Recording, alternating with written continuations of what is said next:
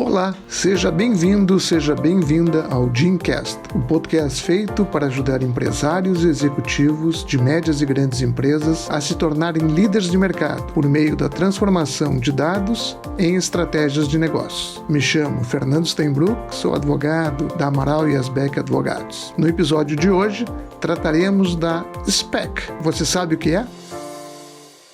SPAC, Special Purpose Acquisition Company, ou seja, uma sociedade com o propósito específico de aquisição de uma outra empresa. Atualmente, são muito utilizadas nos Estados Unidos para investimentos em aquisição de uma empresa com a finalidade de posteriormente fazer abertura de capital. A SPAC é uma empresa, não é um fundo de investimento, e são popularmente conhecidas como as empresas do cheque em branco. Esse apelido tem relação com a forma pela qual os investidores investem na companhia, ou seja, sem saber qual a empresa que será comprada pela SPAC. Podemos dizer que a SPAC no Brasil seria uma empresa equivalente a uma SPE, Sociedade de Propósito Específico, constituída em forma de sociedade anônima de capital fechado, em um primeiro momento. Uma vez constituída a SPAC, ela vai ao mercado captar recursos de investidores. Essa captação de recursos vai depender de quem é o sponsor da SPAC. O sponsor é uma figura fundamental, que geralmente é um executivo de renome ou um empresário bem-sucedido. Como o investidor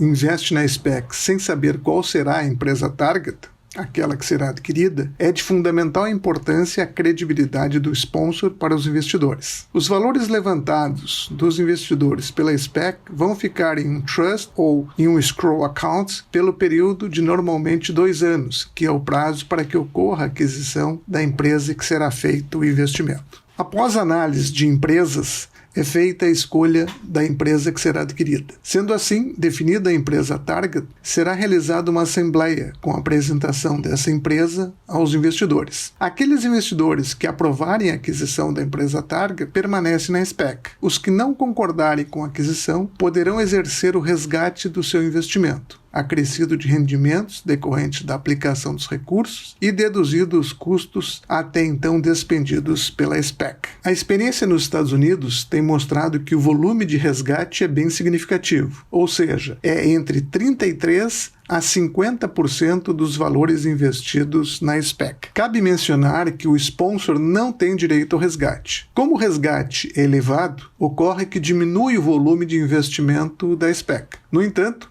neste momento ingressa na operação a figura do Private Investment in Public Equity, PIPE, que geralmente são empresas de investimentos ou fundos de investimentos, que investem na SPAC visando compensar os valores que foram resgatados. O PIPE, quando investe na SPAC, ele tem um deságio de 10% em relação ao preço das cotas pagas pelos demais investidores, mas é com o investimento do PIPE que permite à SPAC recuperar a sua capacidade de investimento. Ultrapassadas todas essas etapas, a SPAC pode adquirir a empresa target e, a partir daí, fazer a abertura de capital da empresa adquirida.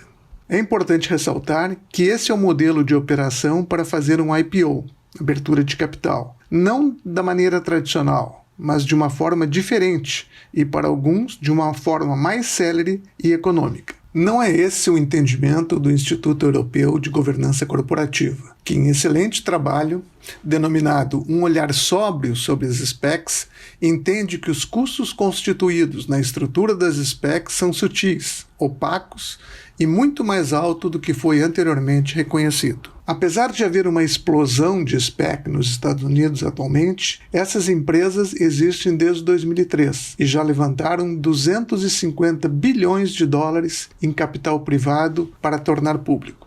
Atualmente, existem 427 SPACs nos Estados Unidos procurando empresas para adquirir. Esse modelo de operação tem proporcionado que muitas